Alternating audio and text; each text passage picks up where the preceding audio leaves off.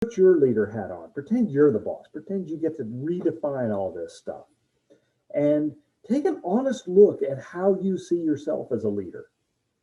So just take a few minutes, jot down some ideas. It doesn't have to be a complete picture, but I'm really after the adjectives, say that 4 times without coffee, that you're interested as becoming a leader and really where you see yourself today. All right, so next step here. We are now on the page on our workbook as it talks about defining current culture and level of engagement. So I passed out the workbooks to everybody yesterday. Hoping we had a chance to jot down some ideas.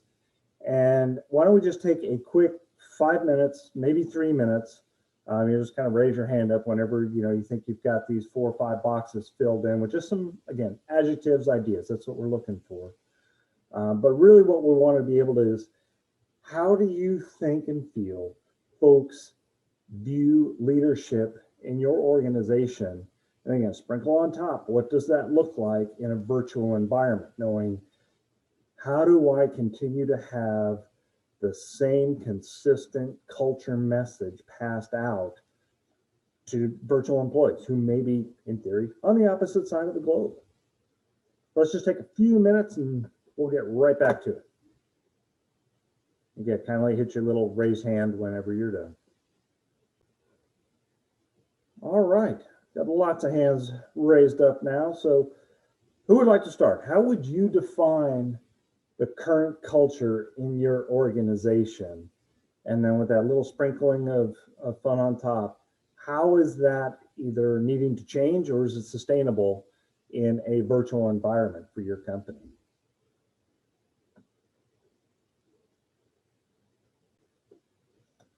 All right, wonderful conversation. Really enjoyed that. We can see where this can be challenging.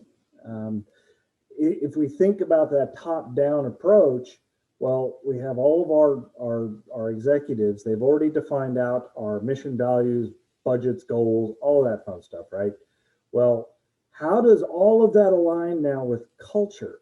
Because that can be diametrically opposed, because if those two are not aligned, one of them has to give. It's almost the exact same as the example I gave earlier, where you have a project and we have to complete it for our goals and objectives for the end of the year. But I've also got another person who needs to use the same resource that I need to complete my goal and objective, but it's on a completely different project. It can be the same thing. It's very difficult to get there. The upside is, if we're business owners, that's us. We define it. So our employees are looking to us to make that cultural change. One of the easiest ways I have found is simply be honest about it. I've had teams before where you just realize this isn't working. You pull everyone onto a call or into a meeting and go, this doesn't work. We're going to try something different. What do you think we need to do to make this change? And then we support it. All right, so let's continue on here. So let's talk about culture and engagement, because they are two very important elements here. Leaders are the ones that define culture and then drive that engagement through actions and behaviors. So this is absolutely the walk the walk, talk the talk. If we're saying, oh, we want every employee to feel welcome as they walk through the door, but as we're walking through the door, they never say hello to anyone or never take the time to know your name or know something about their family, then it's never going to hold. Then it's just lip service. And again, we go back to the video. No one's going to feel safe because they don't feel that anyone really cares. It's just that simple human element of being a social creature. We were wired to be social creatures. So if we want to think about culture, is more than just the norms and values, but it's the way that we do things. One of the best examples I have is a leader that I had the opportunity to work with. And this person took the time on a 1,500 seat call center to get to know every individual. They would know their first name, their last name, their dog's name, their family, and just way better person than I am. I couldn't memorize all that, but you'd be in the cafeteria and this person would be eating with everyone else. I mean, they were definitely no better than any of us, but just the random conversation. Oh, I heard you got a dog about a week ago. Tell me about that. I heard this, and hey, how's soccer practice going? How are you guys doing this? Things like that, where they recognize you're a person before you're an employee. That's the sort of culture when you're engaging with your customers, you're recognizing you're not just a revenue source, you're not just a consumer, you're still a person on the other side of that transaction. So how do we engage and how do we pull you in? How do we make you feel like you're part of something bigger? And again, when we think about engagement, this is now the level of involvement. This is the great, we got everybody rallied behind it. Let's go. This all leads into something that we call emotional intelligence, or EQ. I've also seen EI. It depends on which book you're using this week. But there's really 4 steps to it. You've got to perceive it. You've got to have a reason for it. People need to understand it. And then you got to manage to it. The other piece to this that's not really listed here is, what is the individual's propensity to absorb this information and make changes as needed? There's some people that you're going to have that out in one quick little email. It could be 2 sentences long, and they've got it. Now they're carrying the banner all the way to the end. You're going to have others on your team who want to think about it and understand it and make sure that all their questions have been answered. And then, sure, they'll be the biggest cheerleader that you've ever had because they believe it, they understand it, and they know exactly where they fit. It takes time to develop that. So really where we want to be at the end of the day as leaders, and even in a virtual environment, is we have to keep our employees actively engaged. Well, what does that mean? These are some strategies that we've used to make sure that that continues to happen. And it doesn't matter if this is in person or virtual. This is just the right way to do it. So we can always celebrate success. And that's much deeper than just at the end of the year, we look back at our financials and go, oh, we were 5% better than we were last year. Fantastic. Well, this is also celebrating the small successes. This is recognizing employees who have had a 6-month anniversary or a year anniversary or a 2-year in front of all of the other employees. That means a lot to several people because it's showing that you're paying attention to me. You're making me feel like I'm part of this. We've got to have open and honest conversation. I've worked with too many customers where this is their biggest challenge. Does this mean you need to be rude and blunt? Absolutely not. That is not what this is saying. However, if you do have someone on your team and they're not succeeding, it's our job as leaders, and especially as business owners, to pull that person aside in a professional manner. Don't do it while they're standing there in front of the customer. That's just rude. But try and dig and find out what's going on. For instance, if you've got someone that is consistently showing up late, well, is it maybe their car doesn't work and they're reliant on public transportation, or maybe they have to drop their daughter off at school, but they can't drop her off too early because the school isn't open yet. So they have to, protect their child by making sure that they get into the school safely. And then they hurry over to their place of work. God knows they're risking life and limb and possible traffic tickets, but those are all things that we need to understand. And that employee has to feel safe and being able to have that conversation. I like to think that employees will do the right thing given the opportunity. That also requires us to make sure they have an environment to be able to succeed in that. Make it social. That's the party rah-rah stuff. That's including everyone, and celebrating success is such an easy way to do this. Is if we secure a huge client and now we have met that order and they're really happy and their business is growing and we're growing, have some fun with that. That's a big thing to do. And that also shows your employees that you do care. You are paying attention. They're more than just a contribution to the bottom line. The best leaders in the world will seek honest and open feedback, not just from their customers, but also their employees. Personally, I love doing skip level meetings. I love actually getting out there with the agents that were on my team. And sometimes folks were a little worried about that, especially if they were new to the teams. Oh, here comes the director. It only takes a few minutes to help make sure that person's at ease, because you're building trust. If we go all the way back to Simon's conversation, you got all these dangers around the outside. I'm looking to get that employee into that safe middle zone, because I know they're on the phone with my customers, taking care of them. Without my customers, there's nothing here. There's literally no reason for us to be in this building. And finally, what I call the platinum need. We've got the pyramid of needs, food, safety, blah, blah, blah. But really, it's also anticipating your employees' needs. And that can be a little tricky to do. But for instance, maybe there's a young lady on your team who recently got married a year or two ago. Maybe they've been thinking about having some kids. And that's fine. There's no reason that they shouldn't.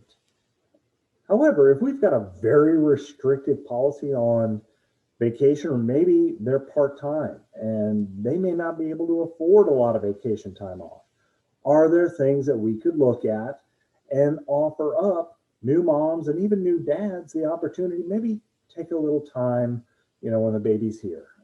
Having gone through it twice, you look back and you go, it would have really been nice to have more than, frankly, 72 hours, 3 days to, okay, you got 3 days, back to work. 3 days, that's not enough. And it also means having an understanding that kids get sick. They're gonna have to go to the doctor. Does that mean we can't have an attendance policy? Absolutely not. We have to have an attendance policy. We're still a place of work.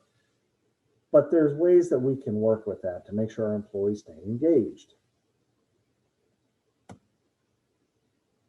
All right. This gets to be fun. Different ways that we can engage our customers and the community. Like I had mentioned earlier at the very beginning, I have spent 25 plus years engaging customers. And it's so much more than just feedback and focus groups. That's not really it. And the best companies know how to engage their customers and community in the same equation. And they do that through things like educational events, feedback sessions. That's part of it. But then we balance that with the community. Is there a way that we could have an educational event that also is good for the rest of the community around them? Small cities do this really, really well with, fairs and different things like that. I get it, it's COVID and we can't really do that yet, but there's still online things they can do. I saw an article from UPS, the shipping company, the other day, that they took the time to explain on a video session how their tracking system worked. And in reality, what are they doing?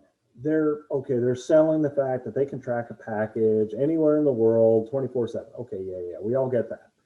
What were they really doing?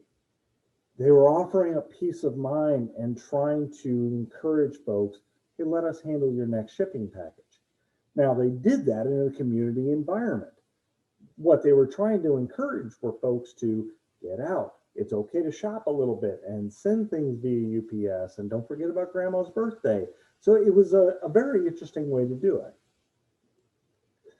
Sponsoring a team can be a little bit tricky. So for instance, I'm a growth coach. You'd think I'd want to be very big into youth sports, which I am. However, does it make sense to put my label on the back of a jersey? Maybe, I don't know.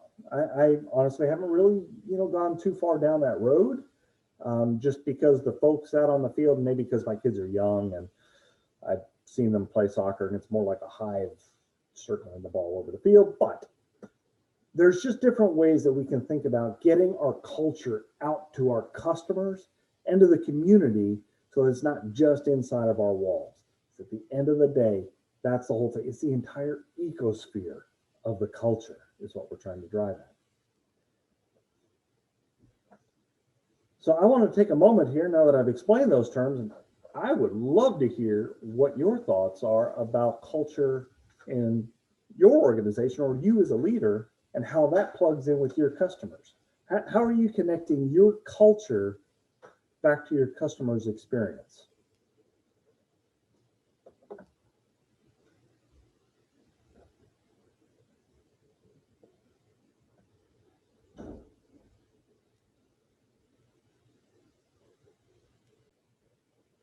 Those are really good items. I mean, I really liked how you were connecting those two back in newsletters and making sure that when you're having a focus group with a customer, that you've got them up there on the wall. You know, these are our mission, our values, and what we stand for. That's awesome. I love that. I like the idea of celebrating, you know, long-term customers, you know, having that anniversary party with not just the agent or the rep, but with the customer. That's fantastic. Love it. All right. But wanting to be respectful of everyone's time, so we'll continue on here because this is probably the most important thing out of everything that we have done thus far. In the PDF that I had sent out yesterday and attached in the chat session here today, I would like to spend, or let you spend, a few minutes on really the boxes that are related to the leadership development plan. There's 5 boxes in there, and let's just pause here. We'll let you fill those out, and if anyone would like to share just a couple quick sentences from what they have found today and what you've learned or really dug into, we can share that here in just a few minutes. All right, would anybody like to share what they have written down there, or any thoughts or insights that you've had today?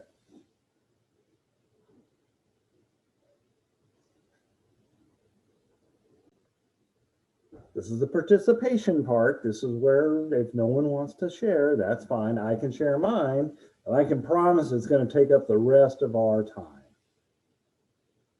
Any volunteers?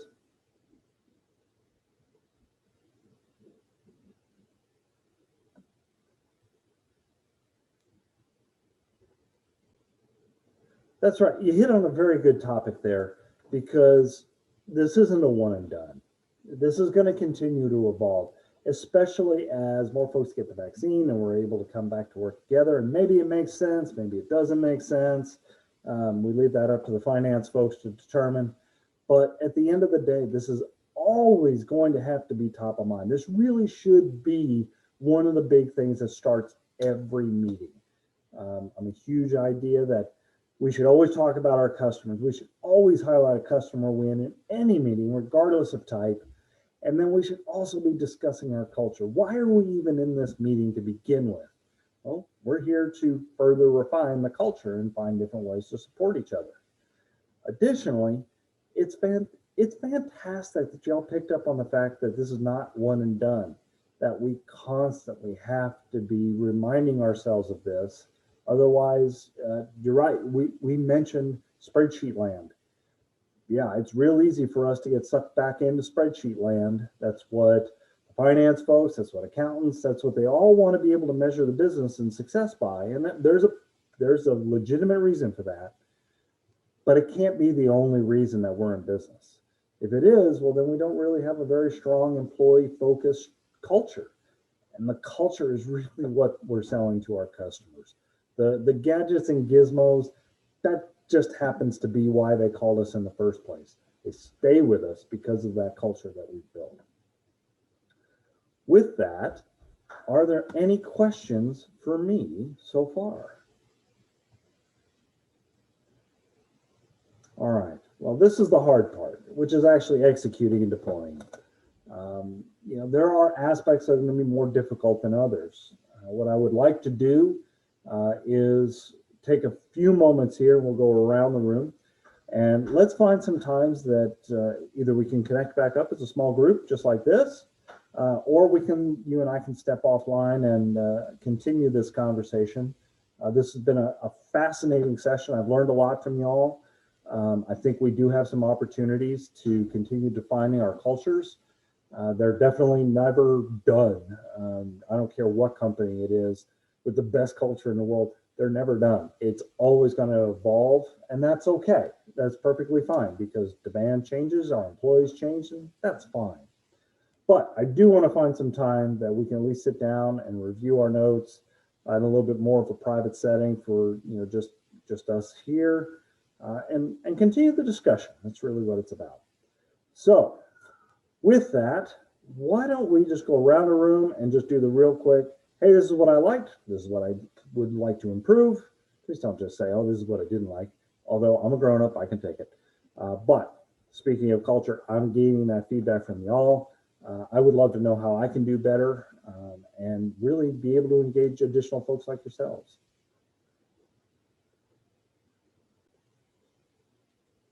All right.